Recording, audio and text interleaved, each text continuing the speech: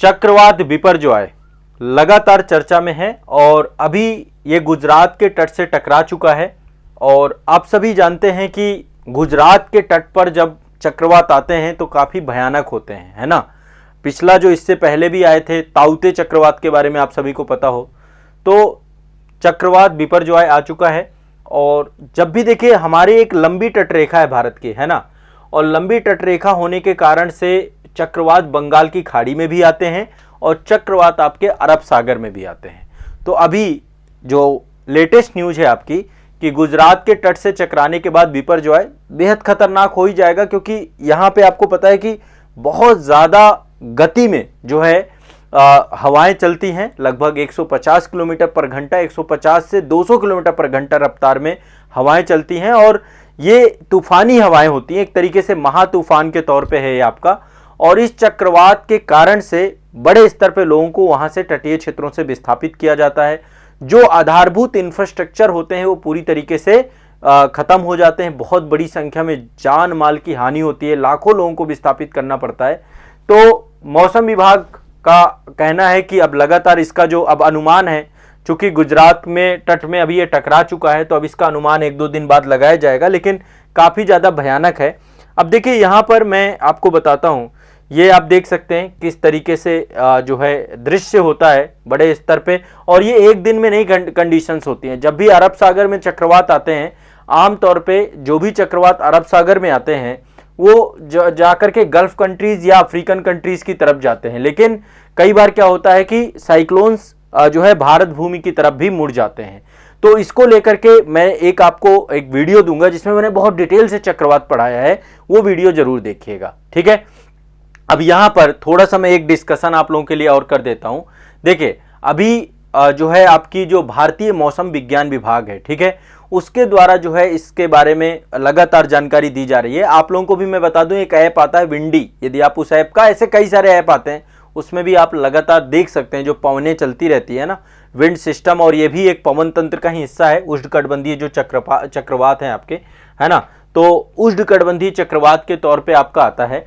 तो चक्रवात बिपरजॉय इसका नाम बांग्लादेश के द्वारा रखा गया है, ठीक है, बांग्लादेश के द्वारा नाम रखा गया है। एक विश्व मौसम विज्ञान संगठन भी है जिसको हम WMO बोलते हैं, उष्णकटिबंधीय चक्रवातों के नामकरण के लिए एक वर्णानुक्रम उसने बना रखा है और सदस्य देशों के द्वारा लगातार उसी क्रम में जो है जो नाम आता है उसी नाम को रखा जाता है। तो इसका नाम बांग्लादेश ने रखा है बिपरजॉय, ये ध्यान रखिएगा। बिपरजॉय का मतलब है, बंगाली शब्द है, बांग्ला शब्द है, और इसका मतलब होता है आपदा, ठीक है। तो एक बड़ी आपदा के तौर पे है आपका ये। और जो है इसके बारे में जो मैंने डिटेल में आपको पढ़ाया है, पहले मैं एक वीडियो दिखा देता हूं। देखिए ये अरब सागर में लक्षद्वीप के आसपास उसी क्षेत्र में ये आपका विकसित हुआ और ये इसका प्रभाव क्षेत्र आप देख सकते हैं, समूचा गुजरात हो गया, राजस्थान हो गया, और फिर धीरे धीरे ये कमजोर होता जाता है। देखिए चक्रवात की जो एनर्जी है ना, सोर्स ऑफ एनर्जी, वो आपका पानी ही होती है, वाटर ही होता है। जैसे ही वो तट से टकराता है धीरे धीरे फिर कमजोर होने लगता है। लेकिन जितनी अवधि तक ये वाटर में रहेगा, पानी में रहेगा, इसको जो है ऊर्जा मिलती रहती है और ये बहुत मजबूत होता रहता है, ठीक है। तो चक्रवात के बारे में मैंने डिटेल में एक क्लास में आपको आज टेलीग्राम में वीडियो भेज दूंगा, या फिर आप एक काम करिएगा, एक बार सर्च करिए चक्रवात भाई आजाद सर, ठीक है, ये वाला वीडियो है मेरा। ये जब ताउते चक्रवात आया था ना, मैंने बहुत डिटेल में पढ़ाया था चक्रवात इतने विनाशकारी क्यों होते हैं, कैसे होता है चक्रवातों का निर्माण, इसमें बहुत डिटेल में डीपली आपको क्लास पढ़ाई गई है। आजाद आईएएस एकेडमी में ये वीडियो है, आपको यूट्यूब पे जाकर सिंपल सा सर्च करना है चक्रवात बाई आजाद सर। बाकी ये वीडियो की लिंक मैं आपको डिटेल में दे दूंगा, ताकि आप बहुत अच्छे से चक्रवातों के जो है कैसे उनका निर्माण होता है, किस तरीके से वो इतने विनाशकारी हो जाते हैं, बहुत समग्रता से इसमें मैंने कई सारे प्रश्नों को आप लोगों को बहुत आसानी से सुलझाने का प्रयास किया है, ठीक है। तो ये आपको पता है ये 35 मिनट का वीडियो है, 35 मिनट में मैंने सब कुछ आपका क्लियर कर दिया है चक्रवातों के फॉर्मेशन को लेकर के। तो एक बार ये वीडियो आप लोग जरूर देख लीजिएगा, ठीक है।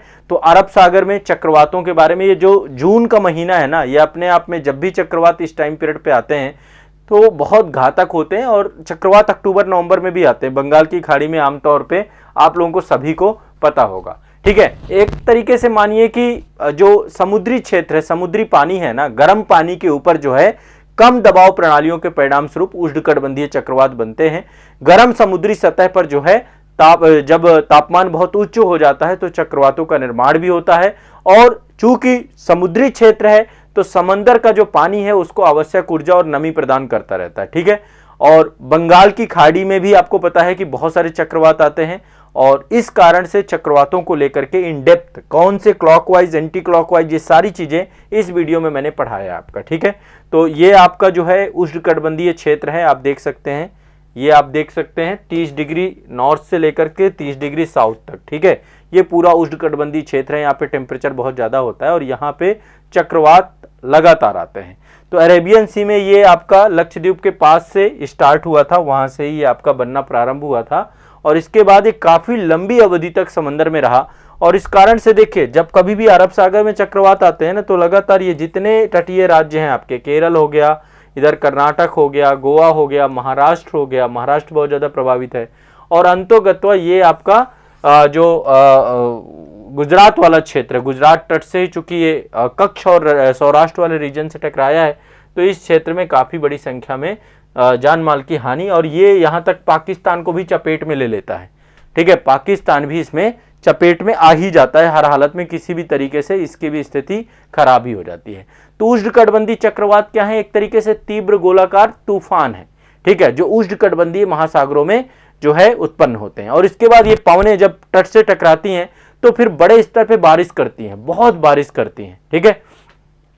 तो एक बार ये वीडियो देख लीजिएगा, वीडियो की लिंक मैं आपको दे दूंगा। बिपरजॉय के बारे में भी उसी से आपको ताउते के बारे में मैंने वहां पे डिटेल में बताया है, लेकिन ताउते और बिपरजॉय सब एक ही है। जितने भी ट्रॉपिकल साइक्लोन है और यहां तक सब ट्रॉपिकल जो साइक्लोन है, शीतोष्णकटिबंधीय चक्रवात हैं, प्रति चक्रवात हैं, उन सभी के बारे में वहां पे मैंने इन डेप्थ पढ़ाया है। एक बार आप अच्छे से उस वीडियो को देखिए और देख करके आप अच्छे से समझ जाइए कि कैसे चक्रवातों की उत्पत्ति होती है। आमतौर पे आप लोग बवंडर के बारे में जानते होंगे। आमतौर पे कई बार आप देखते हैं कि बवंडर जो है हवाओं का एक जो धरातल में होता है ना, धरातल में, कि वो भी सब प्रेशर जोन का खेल है, ठीक है। तो वो पहले विंड सिस्टम वहां पे मैंने समझाया है और वहां पे डिटेल में बताया है। तो वो वीडियो की लिंक इस वीडियो के डिस्क्रिप्शन में भी मैं दे दूंगा आपको, साथ ही आपके टेलीग्राम ग्रुप में भेज दूंगा, ठीक है। ये आप लोगों का होमवर्क है, एक बार अच्छे से देखिए और चक्रवात को हमेशा के लिए आप क्या करिए, जान जाइए कि चक्रवात क्या है।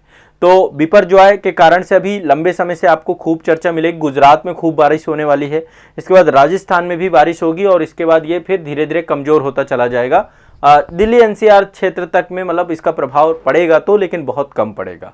वैसे मानसून का भी आगमन हो चुका है, और मानसून के आगमन के कारण से अब मतलब ऐसा कोई नहीं, बहुत नकारात्मक प्रभाव नहीं पड़ता।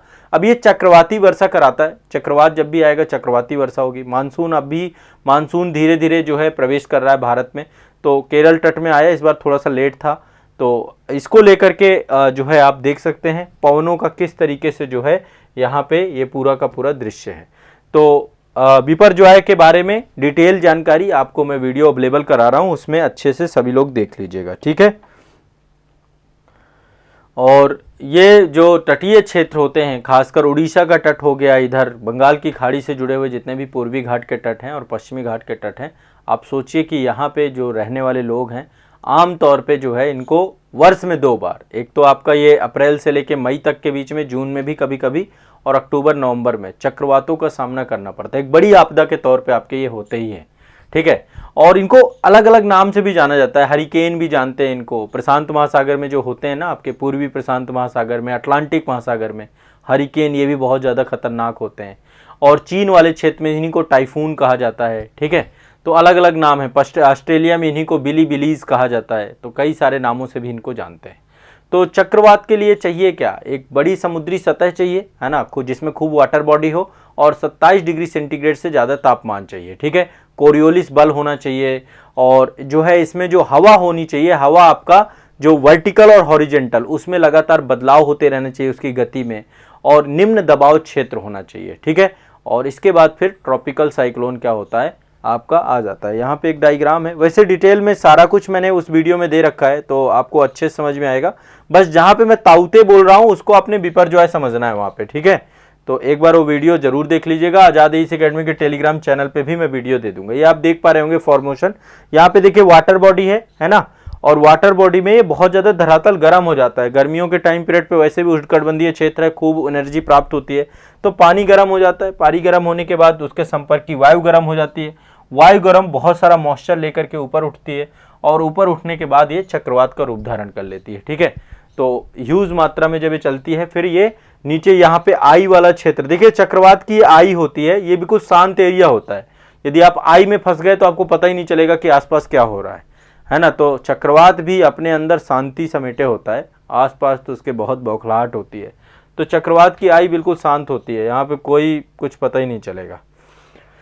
ठीक है, तो एक बार आप इसको देख लीजिए और पूरे वीडियो को देख लीजिए। मैं वीडियो को आजाद आईएएस एकेडमी के टेलीग्राम चैनल पे साझा कर रहा हूं और साथ ही आप लोग उसमें क्या होगा, सब मजा आ जाएगा आपको। मतलब इतना अच्छे से मैंने जो है इन्फोग्राफिक समझाया है विद आपको एनिमेशन के साथ, तो उसको एक कंप्लीटली वीडियो को देख करके आप इससे लाभान्वित होइए। ठीक है, यही आप सभी का होमवर्क है।